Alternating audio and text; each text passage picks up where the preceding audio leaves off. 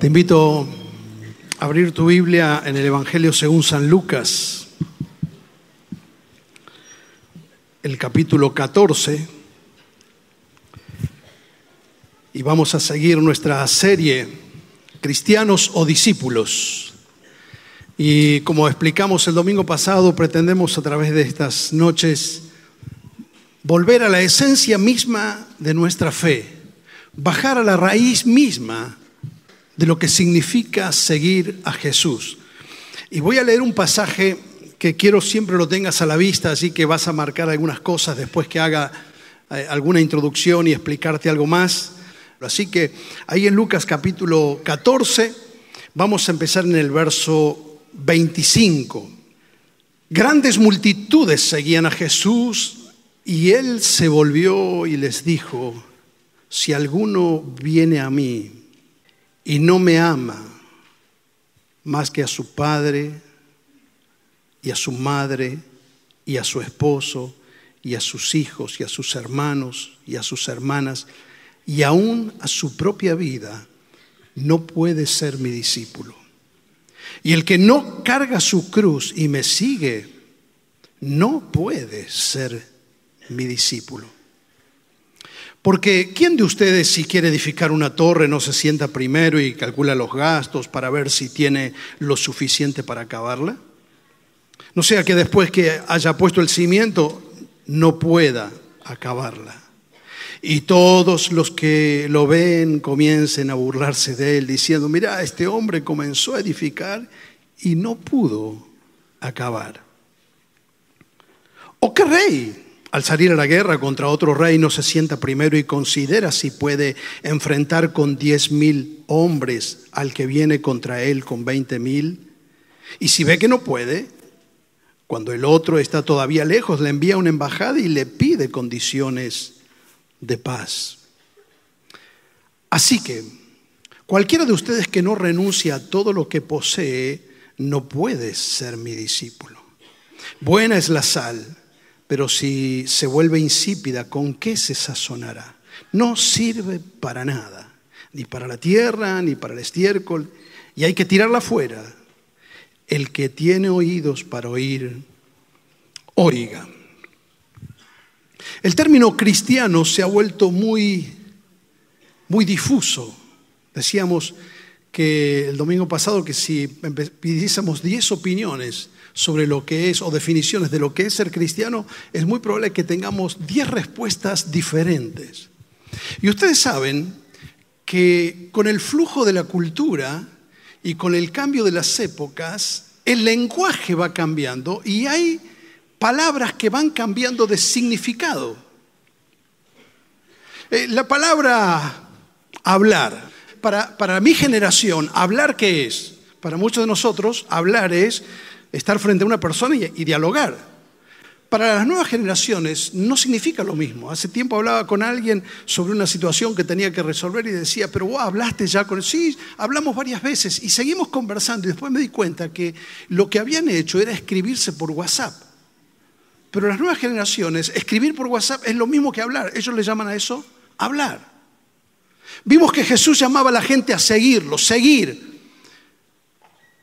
Anteriormente seguir era literalmente un compromiso con alguien, era literalmente una interacción. Hoy, tecnológicamente seguir no significa eso, porque hay millones de personas siguiendo a millones de personas en el mundo sin conocerlo. ¿Y qué significa hoy seguir en Instagram? ¿Qué significa seguir? ¿Tener un compromiso con esa persona? ¿Tener interacción con esa persona? No necesariamente, simplemente es tener conocimiento de detalles de la vida de esa persona, nada más, a través de las redes sociales. Y eso pasó con el término cristiano. ¿Qué significa hoy ser cristiano? Si vos le preguntases a una persona: ¿y vos cómo sabés que sos cristiano? Mencionamos esto. Para muchos ser cristiano tiene que ver con el lugar donde naciste, tiene que ver con un ritual, el bautismo. Ustedes vieron que antes las abuelas decían, cuando había que bautizar a un bebé, decía: tenés que acristianarlo. Y si no lo ibas a bautizar, decía: pero ¿no ves que es como un animalito? Y estaba la idea que abrevaba de la religión de que un niño es como un animalito si no lo bautizás. Entonces ahí se convierte en cristiano, casi mágicamente. Haber hecho una confirmación, haber hecho una oración o asistir a una iglesia, son maneras de autopercibirnos. Ahora, esto se complica más cuando nosotros queremos encontrar un significado bíblico a la palabra cristiano. Dijimos que se complica porque no tenemos en la Biblia ninguna explicación de lo que es un cristiano. Por eso hay tantas versiones de lo que es ser cristiano, tantas denominaciones. No hay ninguna definición en la Biblia del término cristiano. Es más, la palabra cristiano aparece solamente 3 veces y como lo expliqué el domingo pasado, las 3 veces son usadas en referencia al concepto que otros de afuera de la iglesia usaban este término para referirse a los seguidores de Jesús. Los discípulos nunca se identificaron a sí mismos como cristianos. Ellos simplemente eran discípulos o seguidores de Jesús. Se los llamó los del camino. Y Jesús jamás invitó a alguien a que se haga cristiano. Entonces, es difícil decir de forma clara, unívoca, ¿qué es ser un cristiano? El tema es que la palabra cristiano pasó a ser un concepto nominal. ¿Cómo es esto? Bueno, miren, al principio, en el año 43, en Antioquía, eso lo estudiamos el domingo pasado, a los discípulos se los llamó cristianos por primera vez. Y era un mote, era casi como bullying, era una manera de hacer burla de ellos. Y aunque esto comienza siendo una burla, ellos abrazaron ese nombre y no se avergonzaron de llamarse cristianos. Es más, los primeros apologistas, Tertuliano de Cartago escribe un documento extenso donde él los desafía a los cristianos a que no se avergüencen de ser cristianos y hace toda una arenga de la vida diferente que vivían los cristianos. Clemente de Alejandría, Policarpo, todos los primeros apologistas de la iglesia, estamos hablando de el primer siglo, ya abrazaron, y entonces los discípulos, ya no solamente los de afuera los llamaban cristianos, sino que ellos mismos se empezaron a llamar cristianos. Para ese momento de la historia, ser discípulo era lo mismo que ser un cristiano y viceversa.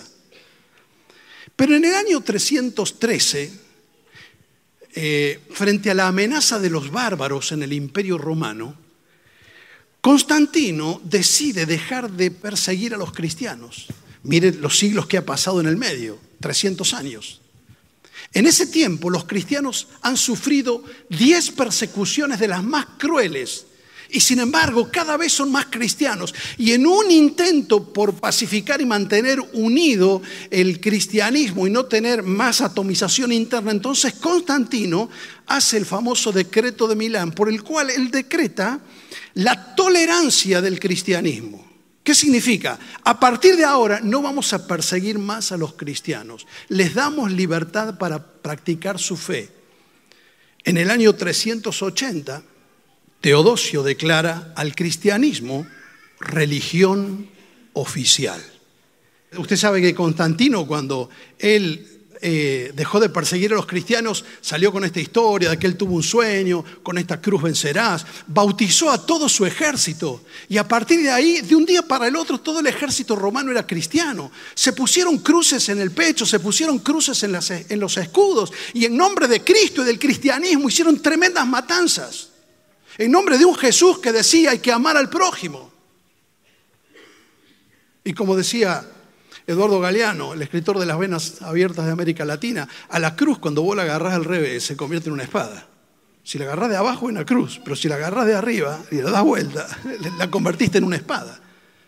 Y en medio de toda esa locura, Teodosio hace el edicto de Tesalónica por el cual a partir del año 380 el cristianismo, de ser una religión perseguida, pasa a ser la religión oficial del Estado. A tal punto que en ese momento ser cristiano y ser romano es sinónimo.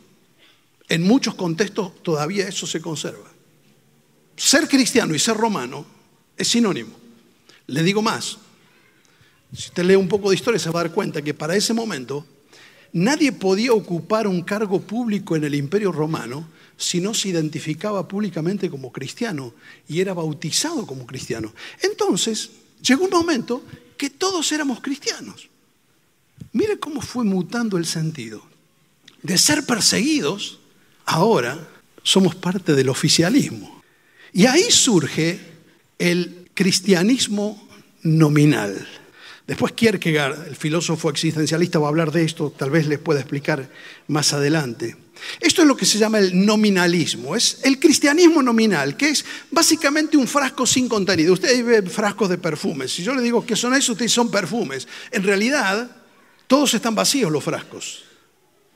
Entonces, por más que usted diga, bueno, pero tiene la marca del perfume, tiene la forma, tiene el logo, hasta le ha quedado olor. ¿Pero qué le falta? El contenido. Entonces, eso no es perfume. Eso simplemente es un frasco de perfume. Eso es el nominalismo. Es el que el cristianismo se lo vació de su contenido. Le quedó el logo, le quedó el ritual, le quedaron los símbolos, le quedó la cruz, le quedaron los rezos, le quedaron las liturgias, le quedaron los templos. Pero ¿cuántos de todos esos que ahora dicen soy cristiano verdaderamente son discípulos? Esa es la pregunta. ¿O será que nos hemos vuelto simplemente cristianos nominales? Gandhi tiene una cáustica crítica sobre esto. Imagínense, Gandhi fue un gran lector del Evangelio, pero todo su pueblo en India fueron oprimidos por los ingleses, que entre comillas eran cristianos como religión oficial. Y entonces Gandhi dice, me gusta tu Cristo, pero no me gustan tus cristianos. Tus cristianos son tan diferentes a tu Cristo. En contraposición al término cristiano, que no hay definición en la Biblia, lo que nos pone incómodo es la palabra discípulos. Porque aunque en la Biblia no tenemos una definición de la palabra cristiano, la Biblia, el Nuevo Testamento nos define, y Jesús mismo nos define específicamente qué es y qué no es ser un discípulo. Y esto es muy incómodo porque el camino es tan angosto que uno no tiene para dónde hacerse. Es decir que mientras que tenemos 3 referencias a la palabra cristiano en el Nuevo Testamento, tenemos, según la versión que estés leyendo, pero podés encontrar entre 260 y casi 280 y pico de veces que se menciona la palabra discípulo. ¿Y qué es un discípulo? Para Jesús un discípulo es alguien que ama a los demás. Juan 13, 35. En esto se conocen mis discípulos, si tienen amor unos para con los otros. Esto estudiamos el domingo pasado. Otra característica que vimos el domingo pasado. ¿Qué es un discípulo? Los discípulos se identifican porque son no solo los que aman a los demás, sino los que obedecen al Señor. Jesús dijo en Juan 8:31, si ustedes permanecen en mis palabras, permanecen fieles a mi palabra, entonces van a ser mis discípulos. Ahora, en el pasaje que estudiamos hoy, que estuvimos leyendo, Jesús nos va a dar una tercera definición de lo que es ser un discípulo. Un discípulo es alguien que le da el primer lugar al Señor en su vida. Mire cómo empieza el texto en Lucas 14, verso 25. Dice, grandes multitudes. Ese es un término que se repite más de 30 veces en los evangelios. A partir del segundo año del ministerio de Jesús, el ministerio de Jesús se ha vuelto muy popular. Digamos, Jesús tiene mucha hinchada, diríamos nosotros. Tiene muchos seguidores, tiene muchos fans, tiene muchos admiradores. Y Jesús no quiere que la gente se confunda. La multitud nos confunde. Ustedes vieron cómo los políticos continuamente están testeando la imagen positiva. Y cómo cuando estamos en época de elecciones se mienten en las encuestas. Porque la gente tiende a sentirse atraído si hay mucha gente yendo en una dirección y votando algo. Mienten en las encuestas para que la gente incline su voluntad en esa dirección.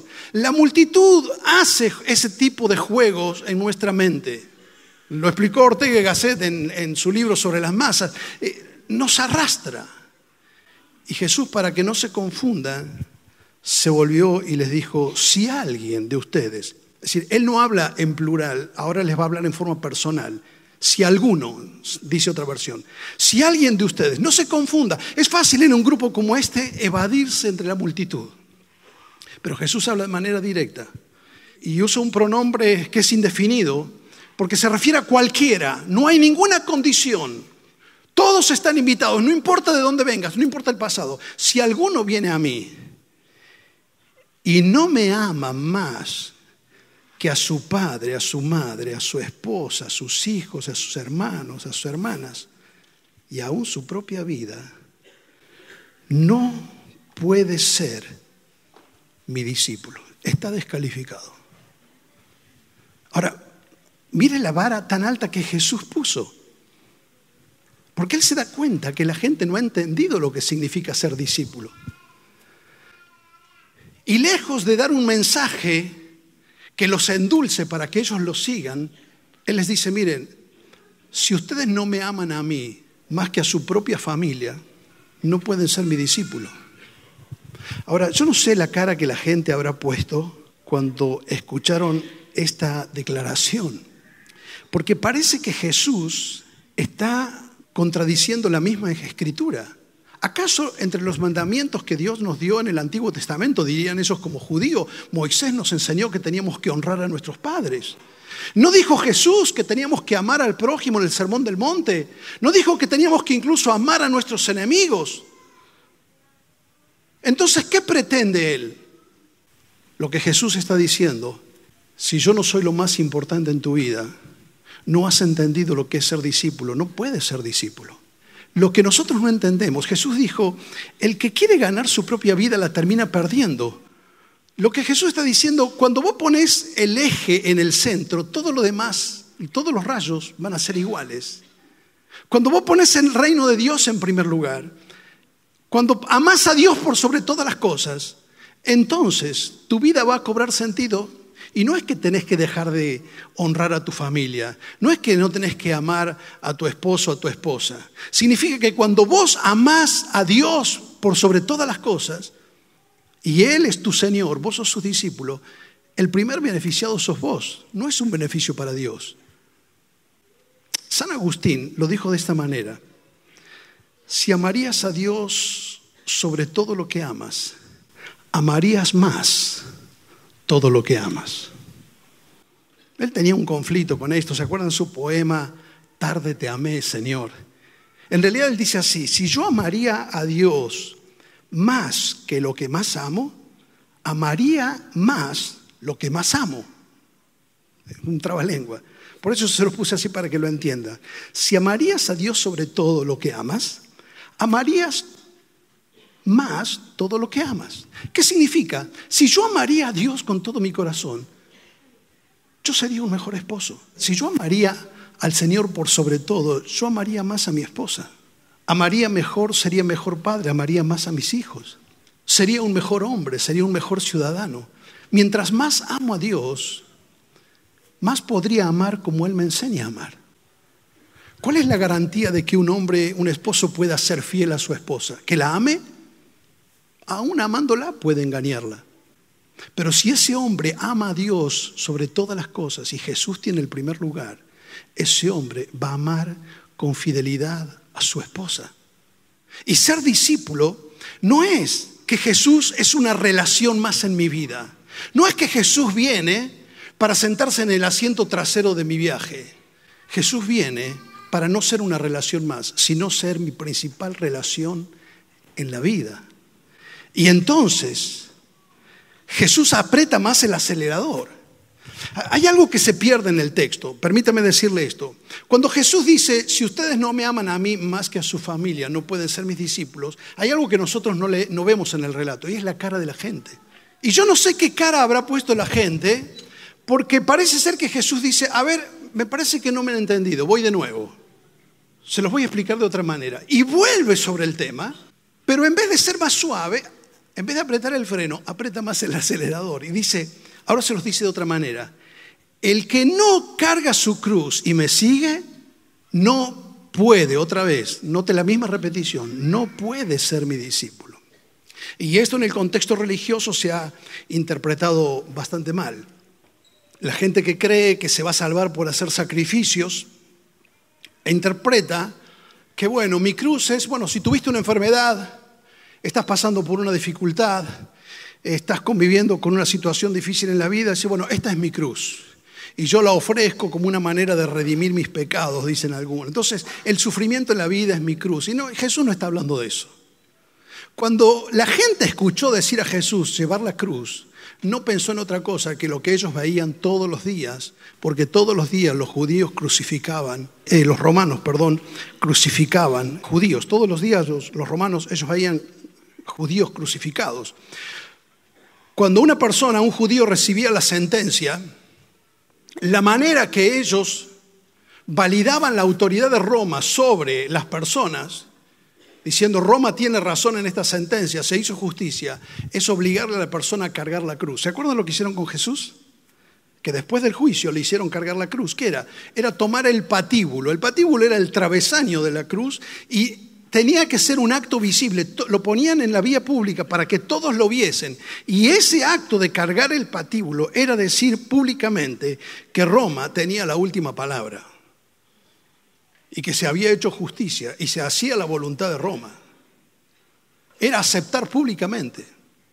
Y Jesús está diciendo esto, no significa que te van a poner literalmente en una cruz, pero significa que quien quiere ser discípulo va a tener que morir a su propio yo.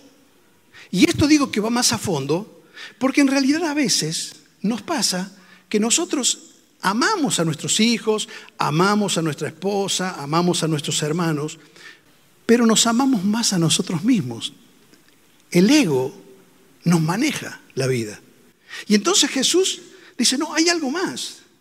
Es que si vos no morís y estás dispuesto a aceptar mi voluntad y mi autoridad como palabra final sobre tu vida, no podés ser discípulo. Así de radical es la declaración de Jesús. Y después de esto él da una ilustración que la hemos leído, no la voy a explicar ahora, pero él dice, fíjense una persona que está por construir una torre. Primero hace un presupuesto. ¿Quién de ustedes va y encarga un trabajo y no pide un presupuesto? Primero pedís el presupuesto porque querés saber cuál es el costo. Y Jesús dice, si ustedes me quieren seguir, yo les voy a decir bien claro cuál es el costo. Jesús no es alguien que disimula el costo para ganar más adeptos. Si yo les digo esto, capaz que no me van a querer seguir. Jesús no esconde el precio. ¿Vieron las vidrieras cuando ponen el precio dado vuelta para que usted no sepa lo que vale? Las publicidades engañosas, que usted se para frente a un electrodoméstico en la vidriera y dice en grande 25.000 pesos. Y qué barato. Y abajo bien chiquito dice 35 cuotas. No te están diciendo el precio. Entonces Jesús deja en claro, Él no anda con trampas, no hay letra chiquita en el contrato. Dice, miren, este es el precio. El que no está dispuesto a tomar su cruz y morir a sí mismo, morir a su carne, a su ego y tomar mi autoridad como final en su vida, no puede ser mi discípulo. Y dice, el que no toma su cruz y me sigue. ¿Ves? Es algo continuo. Ese verbo significa algo continuo. Y me sigue. Y entonces viene la última declaración. Y acaba más al hueso todavía. Porque ahora se va a meter con algo. Y cualquiera de ustedes que no renuncie a todo lo que posee, no puede ser mi discípulo. Es decir, Jesús se reserva para el final lo que más se pega a nuestro corazón. Digamos que para que Jesús se pueda adherir a mi vida, estoy diciéndolo metafóricamente, para que Jesús se pueda pegar a mi vida, es como quien va a hacer una rotulación. Para hacer un rotulado, primero tenés que despegar el rotulado viejo. Entonces dice, mira, si vos tenés pegado ahí primero tu familia, primero vos y tus cosas, no, si vos no despegás todo eso, entonces dice, el que no me ama más a mí que a su familia, el que no está dispuesto a tomar su cruz, pero va a sacar lo último, lo que más se nos pega, lo que más pegado tenemos en el corazón, ¿qué es? El dinero. Dice, y usted dice, no, en realidad de lo que dijo Jesús, lo más importante no es el dinero, es la familia. El dinero no es todo. No, la familia. No, nosotros los domingos, los tallarines, la familia, el viejo en la mesa, en la punta de la mesa y todos los hijos, la familia. La familia es lo más importante. Y cuando se muere el viejo, ¿qué pasa? Se pelean por la herencia. Se acabó la familia. ¿Cuántas familias tan unidas y tan amadas Cuando se empiezan a hablar de plata, se acaba la familia. Jesús sabe lo que está diciendo. Porque Jesús dijo que no se puede servir a dos señores.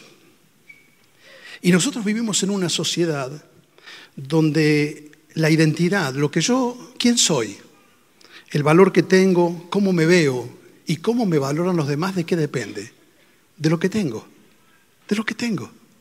Y nosotros hemos construido identidad y un proyecto de vida sobre eso, pensando que lo más importante es lo que yo tengo. Ahora, mire estas 3 declaraciones. Si no amas al Señor más que tus relaciones, no podés ser un discípulo.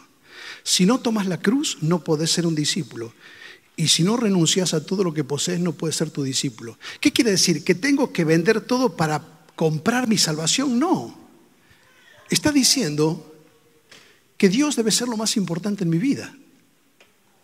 Ahora Jesús nos está diciendo, ojo con seguirme por la motivación equivocada. ¿Sabe usted? Le voy a contar algo. ¿Sabe usted por qué la gente va a las iglesias hoy? Siempre. ¿Y por qué siguen a Dios? Por estas 3 razones. Porque quisiera tener una buena familia, porque quisiera que Él bendiga mi salud y que me vaya bien y asegurarme un buen pasar y que no me falte nada. Y Jesús dice, qué bueno que quieras tener una buena familia, que quieras tener salud y que quieras tener un buen pasar. 3 cosas hay en la vida, no es un versículo. Salud, dinero y amor. Y el que tenga estas 3 cosas, que le dé gracias a Dios. De eso está hablando. Busque YouTube las predicaciones que le ofrecen a la gente. Salud, venga usted por su milagrito. Dinero, venga que si usted sigue a Jesús y mientras más usted ofrende, más plata va a tener. Y amor. Y va a tener una familia, le va a ir bien, nunca va a tener problemas. Jesús dice, cualquiera, no excluye a nadie, que me está siguiendo por las motivaciones equivocadas, no puede ser mi discípulo. Es decir, seguir a Jesús por la motivación equivocada me puede convertir en un fan, en un miembro de la iglesia. Yo vengo acá y bueno, yo espero que Dios me dé trabajo, me dé salud, me dé una buena familia. Y está bueno. Me puede convertir en un creyente nominal, en un cristiano nominal, pero jamás me convertirá en un discípulo. Tal vez este gráfico te va a ayudar a entenderlo. Mira, así es la cosmovisión de un incrédulo. Ese es el ser. El yo estoy en el medio. Y lo único que importa es todo gira alrededor de lo que yo necesito. Mi trabajo, mis amigos, el placer, la carrera, el dinero, la familia, la diversión, los proyectos. Todo eso es bueno. ¿Quién no quiere tener amigos, trabajo, salud, dinero, familia, diversión, metas, proyectos, progreso en la vida? Y todo eso, en la medida que todo eso contribuye, la persona puede ser un ateo, puede ser incrédulo, puede ser un agnóstico, pero todo se mueve en función de mi ego. Ahora, miren la diferencia con un religioso. ¿Vio que apareció algo ahí? Lo vuelvo a hacer. El religioso sigue estando en el medio, pero ahora también tiene a Jesús. Y Jesús se convierte en una ayuda para cumplir todo lo demás que está en el círculo. Es decir, yo busco a Jesús ¿para qué? Justamente para que me asegure que se cumplan las cosas que yo quiero en mi vida. Jesús viene a ser un servidor para mí. Y pongo a Jesús, entonces soy un religioso, puedo ser religioso de cualquier iglesia. Simplemente Dios se convierte en un servidor que yo uso para cumplir mis fines, pero yo estoy en el medio. ¿Y sabe qué? Si Dios no me da lo que yo les vengo pidiendo, yo le hago paro. No voy más a la iglesia. Y podemos hacer un gremio de los desahuciados de la fe. Y si Jesús no me ayuda, yo además de Jesús le pongo a María, a acusarlo con su mamá, porque vos le decías a María, María lo convence a Jesús. Pero además podés poner ahí al gauchito Gil.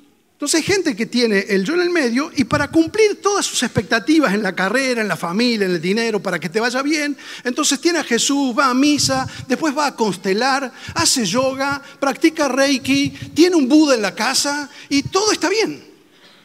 Porque todo eso, ¿para qué sirve? Simplemente para que se cumpla los deseos del yo. Es decir, ¿cuál es la diferencia entre un incrédulo y un religioso? En el fondo ninguna. Él está en el medio. Ahora mire lo que es el discípulo. Es que Jesús está en el primer lugar. Y entonces sí, todo lo demás tiene su lugar. Pero Jesús no es mi empleado, no es el chico de los mandados. Jesús es el Señor o no es absolutamente nada en la vida. Entonces, Jesús termina con algo que vos decís, no tiene nada que ver con lo que vino diciendo. Él dice, buena es la sal. Obviamente, no se lo pregunté al cardiólogo, te va a decir que la sal es mala. Pero obviamente, él estaba hablando en un contexto en el cual no había heladera y la sal era tan importante, aún se pagaba con sal, de ahí viene el término salario. Pero la sal era para conservar, para evitar que se pudran los alimentos. Era un elemento de preservación. Y él dice, pero es buena la sal, pero si la sal se vuelve insípida, ¿ves? Esto es alguien que es un seguidor, que es un hincha, que es un creyente, entre comillas, un miembro de la iglesia, pero nunca fue un discípulo. Es como la sal insípida. ¿Qué es la sal insípida? ¿Sabe qué es? Es un elemento neutro. ¿Qué significa? No hace ni bien ni mal. Está ahí.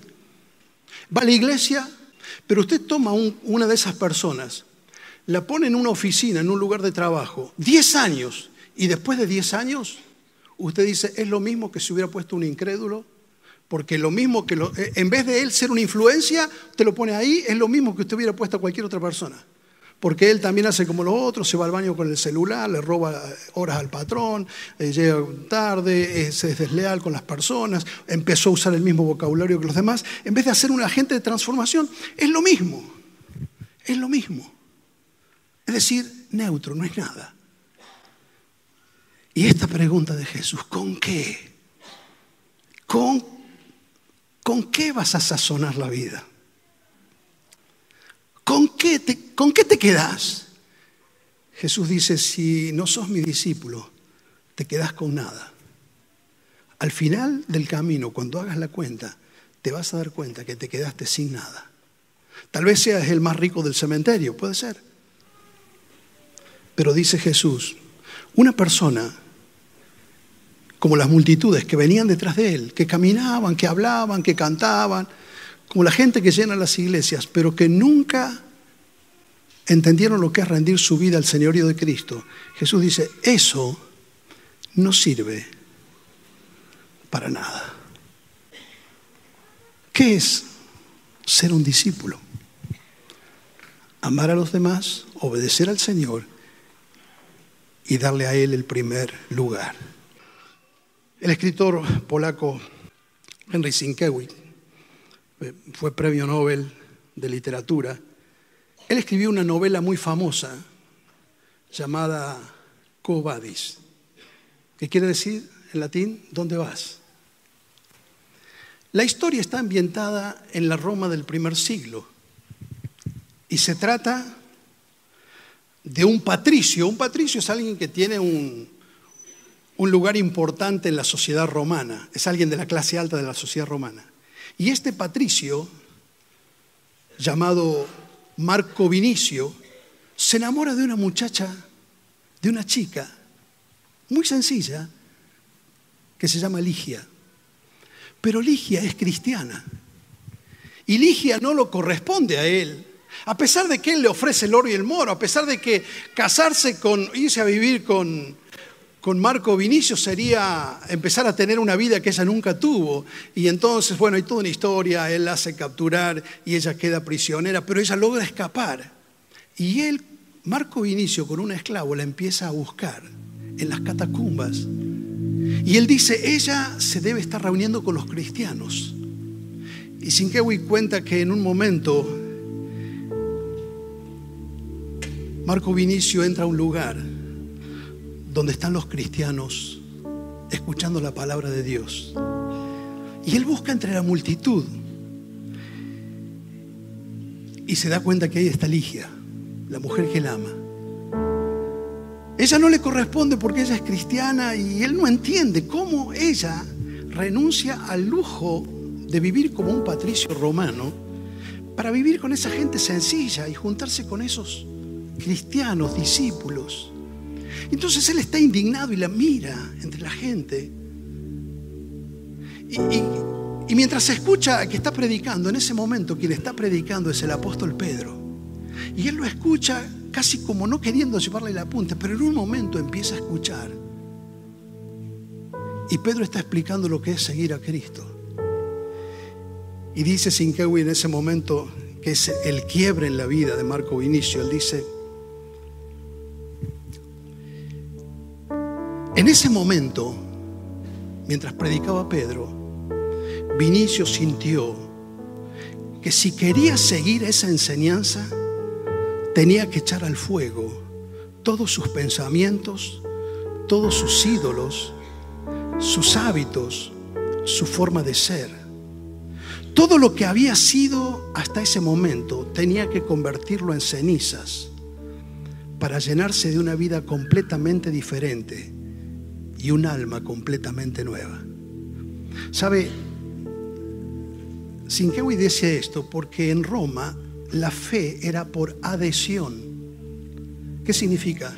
Yo tengo mis dioses y bueno, voy adhiriendo nuevos dioses. Ellos cada vez que conquistaban una nueva tierra, agregaban los dioses de los nuevos pueblos. Por eso tenían tantos pueblos. Y finalmente con Constantino lo que hicieron fue, agregaron a todo el panteón de dioses que tenían, agregaron a Cristo también. Entonces iban adhiriendo, como mucha gente hoy, para buscar realizarse en la vida y para asegurarse. Entonces cree en la energía y agrega las religiones orientales y agrega el Reiki, lo agrega a Buda y agrega a Jesucristo y va adhiriendo cosas. Y la fe cristiana fue revolucionaria porque no se predicó como adhesión, sino como conversión. ¿Qué significa? Es arrepentirme de mis pecados para darme vuelta, renunciar a la vida que estoy llevando y empezar a seguir a Jesús. Y mientras Vinicio escuchaba a Pedro, se dio cuenta, ser discípulo, para él ser discípulo, tenía que quemar todo lo que había sido hasta ese momento. Y yo quiero decirte esta noche, vamos a seguir el domingo que viene, pero ser discípulo es seguir a Jesús, es eso nada más. Y si acaso estás jugando a ser cristiano, vas a la iglesia, cual sea, y crees que estás siguiendo a Jesús simplemente para que Él cumpla tus expectativas en la vida, no has entendido lo que es la fe. Ser discípulo significa rindo mi vida a Cristo y ahora tengo el compromiso de vivir para Él y de seguirlo.